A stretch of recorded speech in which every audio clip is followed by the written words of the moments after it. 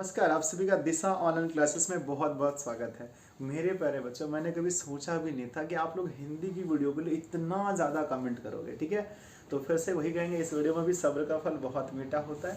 और ये आपका वीडियो आ गया शिक्षा और संस्कृति का, और इसी वीडियो के साथ यानी इसी चैप्टर के साथ आपका जो है ना गद्य खंड आज समाप्त हो जाएगा। अब बचेगा हमारा काव्य खंड। काव्य खंड की वीडियो भी मैं बहुत जल्दी लाऊंगा, क्योंकि काव्य खंड में थोड़ा सा मेहनत कम होता है। ठीक है, तो थोड़ा सा साउंड प्रॉब्लम होगा, आप लोग देखो, क्योंकि कितना भी मतलब लेट से बनाए, पहले बनाए वीडियो, साउंड को मैं अवॉइड नहीं कर सकता, क्योंकि मेरा घर ही पड़ता है सड़क के किनारे। लेकिन एक है ना, एक बात की मैं गारंटी देता हूँ, अगर ये पूरी कहानी, पूरी स्टोरी आप सुनते हो, ये ऐसे भी शिक्षा शास्त्र है, अगर इसको पूरा सुनते हो ना, तो आपके एग्जाम में ना तो ऑब्जेक्टिव क्वेश्चन छूटेंगे और ना ही सब्जेक्टिव छूटेंगे। ठीक है ना, जितने देर की वीडियोस आप देखते हैं 20 मिनट 15 मिनट का, इस वीडियो को बनाने में घंटों लग जाते हैं। इसलिए आप लोग वीडियो को लाइक ज़रूर कीजिएगा, पूरा वीडियो देखने के बाद अच्छा लगे तो ही लाइक कीजिएगा। तो आइए, सबसे पहले आपको पता है, जैसे कि मैं पहले आपको बताऊंगा, इसमें आपको मतलब जो लेखक परिचय है अच्छे से, उसके बाद मैं आपको पूरी कहानी सुनाऊंगा। उसके बाद मैं एक लिंक दूंगा जहाँ से आप ऑब्जेक्टिव करोगे, फिर एक लिंक दूंगा जहाँ से आप सब्जेक्टिव करोगे। तो भाई साहब, इसके लेखक कौन हैं? शिक्षा और संस्कृति के लेखक हैं गांधी जी। बोलो कौन है? तो गांधी जी शिक्षा और संस्कृति के लेखक हैं। मतलब हम कह सकते हैं ना, हमारे बापू, हमारे राष्ट्रपिता गांधी जी हैं। तो सबसे पहले इसके बारे में कौन नहीं जानता, फिर भी मैंने बता दिया लेखक परिचय कि भाई साहब गांधी जी का जन्म 2 अक्टूबर 1869 में हुआ था। सबको याद है, मुझे पता है। ठीक है ना, पोरबंदर गुजरात में इनका जन्म हुआ। पिताजी का नाम करमचंद गांधी, माता का नाम पुतलीबाई। माता का नाम क्या था भाई साहब? पुतलीबाई। पर अच्छा लग रहा है मुझे, है ना। 4 दिसंबर, और इसकी है ना, और इसकी पत्नी का भी नाम था ना, कस्तूरबा गांधी। कस्तूरबा गांधी इसकी पत्नी का नाम था। भाई साहब 4 दिसंबर 1818 ईस्वी में ये वकालत करने लंदन गए थे। एग्जाम में क्वेश्चन आएगा कि गांधी जी वकालत करने कहाँ गए थे? ऑप्शन सी में रहता है लंदन।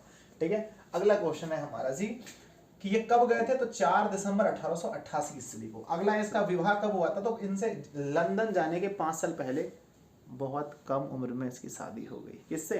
कस्तूरबा गांधी से। ठीक है ना। आगे आता है कि दक्षिण अफ्रीका फिर गए, जब वहां से लॉ सीख करके आ गए लंदन से, उसके बाद ये गए दक्षिण अफ्रीका प्रैक्टिस करने के लिए किसी केस के सिलसिले में, और ये वहां पर रहे थे 1893 से लेकर 1914 तक। ये 100% एग्जाम में आएगा कि गांधी जी दक्षिण अफ्रीका में कब से कब तक रहे थे। तो 1893 से लेकर 1914 ईस्वी तक। वापस कब आए? तो सर 14 तक रहे तो 15 में आए होंगे ना, तो वापस आए 15 में। ठीक है, इसका जो पहला हथियार था, इन्होंने अहिंसा का जो पहला प्रयोग किया था वो दक्षिण अफ्रीका में किया था। एग्जाम में क्वेश्चन 2 टाइप के आते हैं। पहला क्वेश्चन आएगा, गांधी जी ने अहिंसा का पहला प्रयोग कहाँ किया? आंसर खोज के मारना, दक्षिण अफ्रीका में। ऑप्शन कहाँ रहेगा आप जानिए मेरे भाई, इसका ऑप्शन हम नहीं बता सकते। अगर ये पूछेगा कि गांधी जी, अगर ये पूछेगा गांधी जी ने सत्य, है ना, सत्य और अहिंसा का प्रयोग भारत में पहली बार कहाँ पर किया, तब बताना है आपको चंपारण में। ऑप्शन बी में रहता है चंपारण। ठीक है, अगला क्वेश्चन है कि भारत लौटे थे 1915 में, हथियार इनके क्या क्या थे? तो सत्य और अहिंसा। गांधी जी के हथियार है ना, हथियार क्या थे? तो सर सत्य और अहिंसा थे। अगली चीज है कि स्वराज की मांग, अछूतोद्धार या स्वदेशी का नारा। स्वदेशी का नारा किसने दिया था? तो गांधी जी ने दिया था। ऊंच नीच, जाति धर्म, गुलामी से आजादी, ये सारे के सारे कामों में गांधी जी सबसे ज्यादा सक्रिय थे। दूसरी बात आता है कि रविंद्रनाथ टैगोर ने सबसे पहले इसे बापू कहा। एग्जाम में पूछा जाएगा कि गांधी जी को बापू किसने कहा? तो कहना सर रविंद्रनाथ टैगोर ने। और रविंद्रनाथ टैगोर ने भी इसे कहा, बोलते हैं भाई इज्जत दो इज्जत लो, तो रविंद्रनाथ टैगोर ने इसे कहा गुरुदेव। क्या कहा? गुरुदेव। तो सॉरी, रविंद्रनाथ टैगोर को गांधी जी ने कहा गुरुदेव। तो एग्जाम में पूछा जाएगा कि गांधी जी ने गुरुदेव कहकर किसे संबोधित किया? आंसर रविंद्रनाथ टैगोर को। रविंद्रनाथ टैगोर को गांधी जी ने क्या कहा? गुरुदेव कहा। गांधी जी को बापू किसने बोला? तो रविंद्रनाथ टैगोर ने। ठीक है, आगे आता है बापू और राष्ट्रपिता भी हम लोग इसे कहते हैं। इनकी 2 पुस्तकें बड़ा फेमस है। पहला पुस्तक है हिंद स्वराज। दूसरा पुस्तक है सत्य के साथ मेरा प्रयोग, माय एक्सपेरिमेंट विथ ट्रूथ। ये आप लोग पढ़ोगे, इंग्लिश में भी आता है। ठीक है ना, माय एक्सपेरिमेंट विथ ट्रूथ यानी सत्य के साथ मेरा प्रयोग, गांधी जी की पुस्तक है। इनकी 2 पत्रिका बड़ा फेमस है, सबको पता है। पहला है जी हरिजन और दूसरा है यंग इंडिया। हरिजन और दूसरा है यंग इंडिया। आगे आता है इसकी मृत्यु, भाई साहब इसकी मृत्यु एक सरफिरे ने कर दी थी। सर जी किसने? सर फिरे नहीं, यानी पगला आदमी था वो। नाम क्या था सर? अरे वो क्या नाम था उसका, वो जो मारा था नाथू नाम गोडसे ने। और गांधी जी मरते हुए मुझसे क्या बोला था? हे राम कहते गांधी जी ने। क्या बोला था? हे राम। इसका आंदोलन सब तो इतिहास में पढ़ाएंगे कभी, बहुत सारे आंदोलन हैं। गांधी जयंती हम लोग 2 अक्टूबर को मनाते हैं और इसे अहिंसा दिवस के रूप में हम लोग मनाया जाता है। गांधी जयंती अहिंसा दिवस। एग्जाम में क्वेश्चन आएगा कि हरिजन शब्द का पहला प्रयोग किसने किया, तो आंसर मारना हरिजन शब्द का पहला प्रयोग गांधी जी ने ही किया था। उन्होंने हरिजन शब्द का पहला प्रयोग किया था। ठीक है, अब चलते हैं इसमें, देखते हैं इसमें क्या क्या दिया गया भाई साहब, पूरा क्या क्या दिया गया। शिक्षा शास्त्र है, शिक्षा के बारे में बताया कि कौन सी शिक्षा हमें लेनी चाहिए, कौन सा शिक्षा अच्छा होता है। देख लीजिए, सुन लीजिए, तब पता चलेगा कि कौन सी शिक्षा अच्छी होती है, और वही शिक्षा खुद को ग्रहण करना है और अपने बेटे को भी वही शिक्षा देना भाई साहब। ठीक है, तो चलिए हम लोग देखते हैं पूरा का पूरा क्या बात है। गांधी जी को कहा भाई साहब आप तो काले हो, आप काले हो, फर्स्ट क्लास वाली ट्रेन में आप सफर नहीं कर सकते। दक्षिण अफ्रीका में गांधी जी के साथ बहुत बड़ा अत्याचार हुआ। गांधी जी को कहा गया अरे भाई साहब आप काले हो, आप मतलब कि फर्स्ट क्लास एसी में सफर नहीं कर सकते, फर्स्ट क्लास गाड़ी में। गांधी जी ने बोला कि देखिए मेरे पास टिकट है, और अगर मेरे पास टिकट है तो मैं कानूनी तौर पर सफर कर सकता हूँ। अंग्रेजों ने कहा मेरी बात मानो, गाड़ी से उतर जाओ। गांधी जी ने बोला मेरे पास टिकट है, गाड़ी से मैं नहीं उतरूंगा। अंग्रेजों ने गांधी जी को खींच करके स्टेशन से मतलब कि स्टेशन पर उतार दिया ट्रेन से। गांधी जी ने बोला इधर सुनो, इधर सुनो, तुमने मुझे ट्रेन से उतारा है, तुमने मुझे ट्रेन से उतारा है, आना मेरा देश में तो था ही पहले से, देश में तो था ही अंग्रेज ना। बोला मैं तुम्हें अपने देश से भगा दूंगा, तुमने तो मुझे ट्रेन से उतारा है, मैं तुम्हें पूरे देश से भगा दूंगा, ये मैं वादा किया। गांधी जी ने वहां के खिलाफ, वहां सरकार के खिलाफ उन्होंने आंदोलन कर दिया। सत्याग्रह का मतलब होता है सत्य के आधार पर आग्रह करना, सत्याग्रह कहलाता है। गांधी जी ने किसी भी बात को मनवाने के लिए कभी लाठी नहीं उठाया, कभी डंडे नहीं उठाए, किसी को गाली नहीं दिया, उन्होंने सत्य के आधार पर आग्रह किया, जिसको कहते हैं सत्याग्रह। तो गांधी जी ने सत्याग्रह का पहला प्रयोग दक्षिण अफ्रीका में किया, और सरकार को माननी पड़ी गांधी जी की बात, और वहां पर काले और गोरे का भेद को हटाया गया। उसके बाद सभी लोग उस ट्रेन में सफर कर सकते हैं, कोई दिक्कत नहीं है। आज उस स्टेशन में गांधी जी की मूर्ति लगी है मेरे भाई, आज उस स्टेशन में गांधी जी की मूर्ति लगी है, लोग उसकी पूजा करते हैं। हे आपने हमें छुटकारा दिया काले और गोरे के भेद से। ठीक है, चलिए अब देखते हैं इस चैप्टर में, इतना मजेदार चैप्टर है। तुम मैट्रिक पास कर गए, मैट्रिक पास करके आओ। मम्मी मम्मी मम्मी मम्मी हम मैट्रिक पास कर गए। अच्छा बेटा कितना महीना कमा लेगा? मम्मी मैट्रिक पास करने से कोई कमाता थोड़ी है। क्यों नहीं कमाएगा? तो मैट्रिक पास करके तू करेगा क्या? समझ रहे मेरी बात को?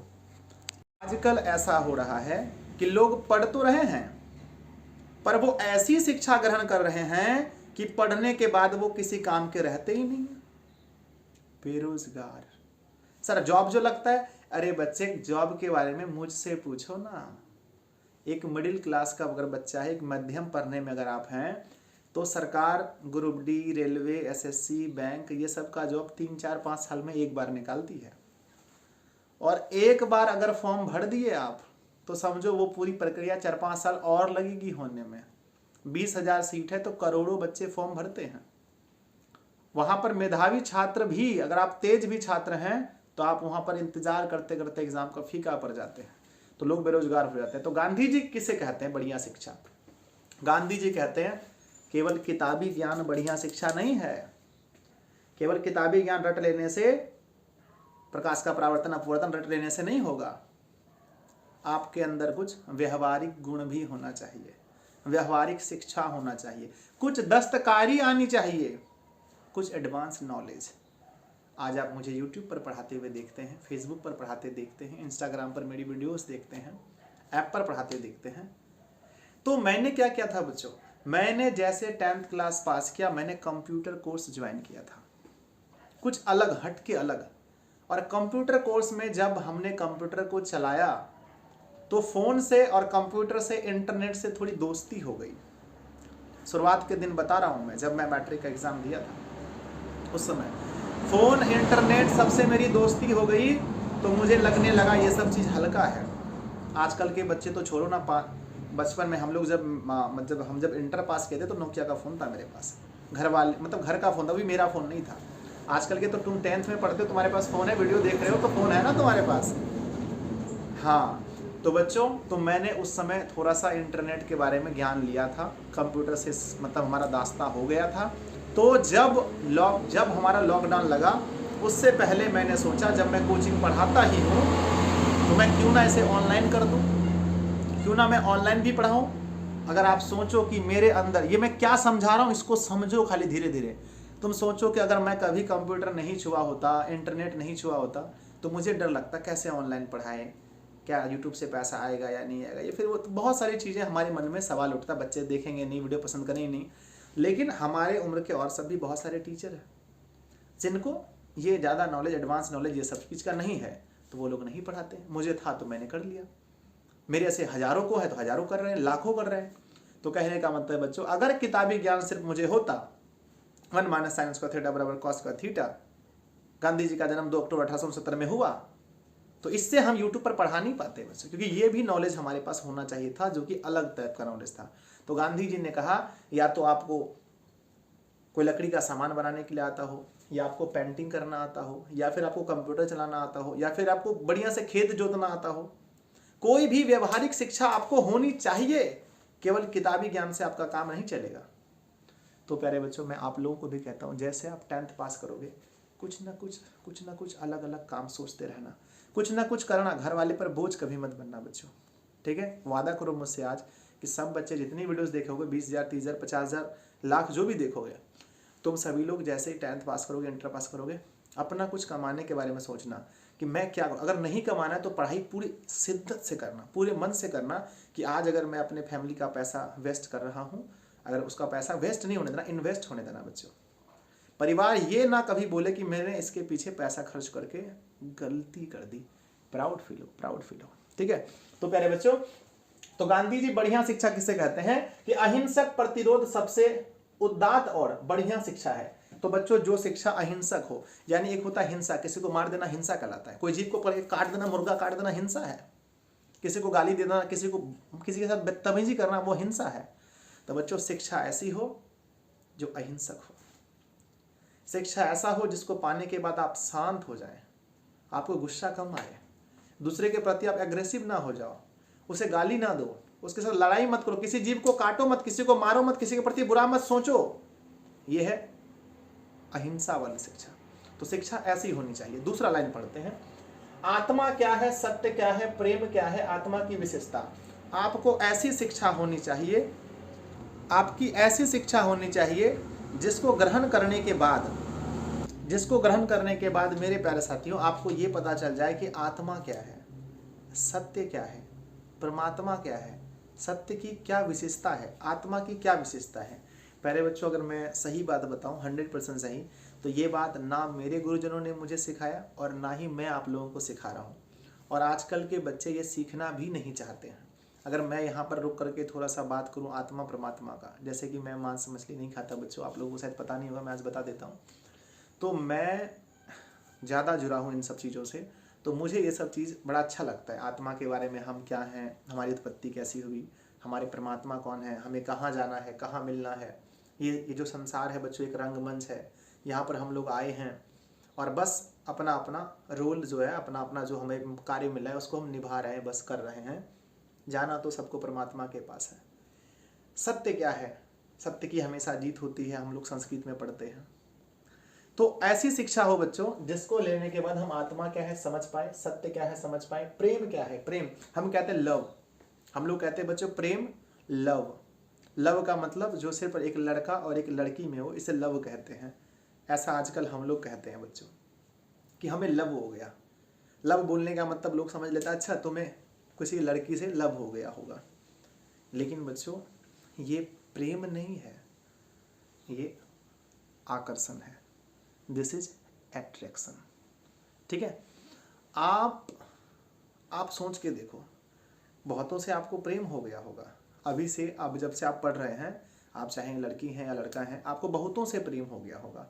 आज लगता होगा कि ये अच्छा है, कल लगता होगा वो अच्छा है। बच्चों दिस इज एट्रैक्शन। लव का मतलब ये होता है कि उसमें अच्छाई नहीं देखना। अगर आप उसकी अच्छाई देख कर जा रहे हो, खूबसूरती देख के जा रहे हो, तो ये आकर्षण है। आज न कल उसकी खूबसूरती खराब होगी, आज हो, 5 साल बाद हो, 20 साल बाद हो, मतलब खूबसूरती खत्म होगी, और फिर उस दिन आप बोलोगे आई डोंट लव, मुझे प्रेम नहीं है, मैं प्रेम नहीं करता। तो मेरे प्यारे बच्चों, लव का मतलब यहाँ है कि एक माँ जो होती है ना, और वो बच्चे को एकदम शानदार प्रेम करती है। अच्छा, आप भाई हो, आपकी बहन होगी, आप उससे प्रेम करते हो, कभी आप उसकी खूबसूरती पर ध्यान नहीं देते। मेरी बहन है, ये मेरी प्रेम है, चाहे उसका दांत टूटा हो, अच्छी हो, काली हो, कलूटी हो, कैसी भी है, मेरी जितनी बहन है यार, मैं तो क्या बताऊं, उससे कभी तो नफरत हो ही नहीं सकता बहन से। एक दोस्त है, एक दोस्त के लिए इसे कोई मारता तो दौड़ के बचाने आ जाता है, ये प्रेम है। आपके गांव में किसी को कुछ होता है, आप दौड़ के चले जाते हो, ये प्रेम है बच्चों। तो प्रेम माँ बेटे का, भाई भाई का, दोस्त दोस्त का, भाई बहन का, गुरु और शिष्य का। मुझे अगर कोई अभी गाली दे दे तो आप उसे बोलोगे गाली क्यों दे रहे हो सर को, मेरे सर को गाली मत दो, सर अच्छा पढ़ाते हैं। तो ये प्रेम है। तो बच्चों, प्रेम सिर्फ एक लड़के और एक लड़की में नहीं होता है। मैं कई बार कमेंट्स में भी आप लोगों का पढ़ता हूँ कि आप लोगों में से सब बच्चे तो नहीं, कुछ बच्चे ऐसे होते हैं जो फालतू कमेंट्स नीचे करते हैं, एक दूसरे से बात भी करते हैं, तो प्लीज़ आप लोग ऐसा मत कीजिएगा, ठीक है बच्चों। तो प्रेम का मतलब ये समझा दे, प्रेम क्या होता है। एक निर्जीव वस्तु से भी प्रेम हो जाता है, बस प्रेम है। प्रकृति से आपको प्रेम है, कोई इसे पेड़ को काट ना दे, कोई पेड़ को हानि नहीं पहुंचाए, ये प्रेम है। तो असली शिक्षा वो है जो आपको आत्मा, परमात्मा, सत्य के बारे में जानकारी दे दे, सत्य का बल का अनुभव करा दे। इंद्रियों का बुद्धिपूर्वक उपयोग। हमारी जो इंद्रियां हैं बच्चों, हमारी जो इंद्रियां हैं, सब कुछ है, आँख है, नाक है, मुंह है, कान है, नीचे के इंद्रियां हैं, ये इनका बुद्धिपूर्वक उपयोग बच्चों। कई लोग तो इसका उपयोग करना ही नहीं जानते। आँख दिया है बच्चों भगवान ने कि अच्छी अच्छी चीज़ों को देखने के लिए, और आप दिन भर गेम देखने में आँख का जो हमारा जो पावर है, इसे आप गेम देखने में नष्ट कर रहे हो। कान दिया है अच्छी अच्छी बातों को सुनने के लिए, और आप दिन भर कोई फालतू सॉन्ग ला करके गाना सुन रहे, भोजपुरी टाइप का कोई गाना ला करके दिन भर सुन रहे हो। मैं ये नहीं कहता सारी भोजपुरी सॉन्ग्स गलत होते हैं, पर कोई भी सॉन्ग्स अगर आप फालतू है तो उसे मत सुनो बच्चों, है ना, क्योंकि इसका बुद्धिपूर्वक उपयोग करना हमें सिखाता है अच्छी शिक्षा। मस्तिष्क के साथ साथ आत्मा की जागृति हो, सिर्फ माइंड डेवलप नहीं हो। बोलते सर मेरा दिमाग बहुत बढ़ रहा है, सर मेरा दिमाग बहुत बढ़ रहा है, हम त्रिकोणमिति को, क्षेत्रमिति को, ज्यामिति को, सबको बना रहे हैं, एपी को सब बना देते हैं, हमारी माइंड बढ़ गया। क्या बच्चों तुम्हारी आत्मा की जागृति बढ़ी? क्या तुम आत्मा को अनुभव कर पाते हो? अगर किसी कुत्ते को देख करके, कुत्ते के शरीर में घाव को देख करके, अगर तुम्हारे अंदर ऐसा फीलिंग आ जाए कि सर उसको कष्ट हो रहा है, तो समझो तुमने आत्मा को अनुभव कर लिया, तुम्हें लगता है ऐसा कि तुम भी इंसान हो, ठीक है। आगे आता है आध्यात्मिक शिक्षा का मतलब हृदय की शिक्षा है। गांधी जी कहते हैं, एग्जाम में क्वेश्चन आएगा कि आध्यात्मिक शिक्षा का मतलब क्या होता है, ऑप्शन कहीं पर खोज के मारना। हृदय की शिक्षा को आध्यात्मिक शिक्षा गांधी जी कहते हैं। जो हृदय की शिक्षा हो, जो यहाँ के बारे में आपको बॉडी, मतलब ये जो हृदय आपका यहाँ से लेकर यहाँ तक, इसके बारे में आपको ज्ञान करा दे। हृदय की शिक्षा, अंदर से फीलिंग की शिक्षा। तो आगे केवल बुद्धि घटिया एवं एकांकी है। केवल बुद्धि बढ़ाना घटिया शिक्षा है। गांधी जी के अनुसार केवल बुद्धि अगर आपका डेवलप हो रहा है तो समझो ये घटिया शिक्षा है। आगे है जी शिक्षा शरीर बुद्धि आत्मा। शिक्षा बढ़िया वही है जिससे शरीर भी स्वस्थ हो, शरीर भी आपका फिट होना चाहिए। अब ऐसा नहीं कि पेट इतना बड़ा हो गया है, दिन भर बैठ के पढ़ रहे हैं, नहीं भाई साहब, दौड़ते भी रहिए। शरीर भी क्या होना चाहिए, बोलो, शरीर भी फिट होना चाहिए, बुद्धि भी आपका ठीक ठाक होना चाहिए, और आत्मा की जागृति भी होनी चाहिए। उस शिक्षा को बढ़िया कहते हैं गांधी जी ने। अगला है कि तस्करी सिखाना आवश्यक है। सॉरी, तस्कारी, माफ करना, एक होता है तस्करी बच्चों, किसी को लाके बेच देना तस्करी कहलाता है, ये तस्कारी है ना। तस्कारी का मतलब होता है कोई भी एडवांस, मतलब कि अलग नॉलेज, जैसे कि मैंने क्या बोला, पेंट करना सीख लो, घर बनाना सीख लो, बत्ती वो होता है ना, बत्ती वाला कुछ फरकी उर्की बनाना सीख लो, ठेठ भाषा में हम लोग कहते हैं। ये सब क्या है, ये सब हमारी तस्कारी है। शिक्षा पद्धति मस्तिष्क और आत्मा का उच्चतम विकास। शिक्षा पद्धति ऐसा होना चाहिए जिसमें मस्तिष्क और आत्मा दोनों का विकास होना चाहिए बच्चों। सिर्फ मस्तिष्क के विकास होने से कोई फायदा नहीं होगा। मस्तिष्क का विकास कर लोगे नहीं, संसार में उलझ के रह जाओगे। थोड़ा आध्यात्मिक बोलूं क्या, एक आध मिनट बोल देता हूँ। मस्तिष्क का अगर विकास सिर्फ करोगे तो इस संसार में उलझ कर रह जाओगे। उस आदमी ने मेरे बारे में ऐसा क्यों सोचा, उसने मुझे ऐसा क्यों बोला, सर ने ऐसा क्यों नहीं पढ़ाया। अरे भाई साहब, ये मस्तिष्क का खेल है, this is game of mind, ठीक है ना, ये मस्तिष्क का खेल है बच्चों। इसीलिए आप ये सोचो, अगर आपको थोड़ा सा भी आत्मा का ज्ञान हो जाएगा, थोड़ा सा भी आत्मा का नॉलेज हो जाएगा, तो बाहर से आपको कोई मतलब लेना देना ज़्यादा नहीं होगा कि बाहरी लोग आपको क्या कह रहे हैं नहीं कह रहे हैं, तब आप मतलब अच्छा कर पाओगे लाइफ में, ठीक है। इट्स सीक्रेट मेडिटेशन, इसका बच्चों सीक्रेट है मेडिटेशन यानी ध्यान। ध्यान के द्वारा आप आत्मा को जान सकते हैं। ये सेंटेंस मैंने अलग से जोड़ा बच्चों, अभी आपके पाठ में ये नहीं है कि ध्यान से आप आत्मा को जान सकते हैं। अगर आप लोग ध्यान नहीं करते बच्चों तो आज से ज़रूर 5 मिनट या 10 मिनट सुबह सुबह उठ करके एकदम मौन बैठ जाना है आपको, मतलब कि है ना, बिस्तर में आपको आराम से बैठ जाना है और जिस भी भगवान को आप मानते हैं उस भगवान को आप जाप करना है। नहीं अगर करना है तो आप शांत रहना बस, और जो श्वास जो आपकी ब्रीथिंग होगी ना उस पर ध्यान देना, सांस पर ध्यान देना बच्चों कि हमारा सांस कैसे आ रहा है जा रहा है, बस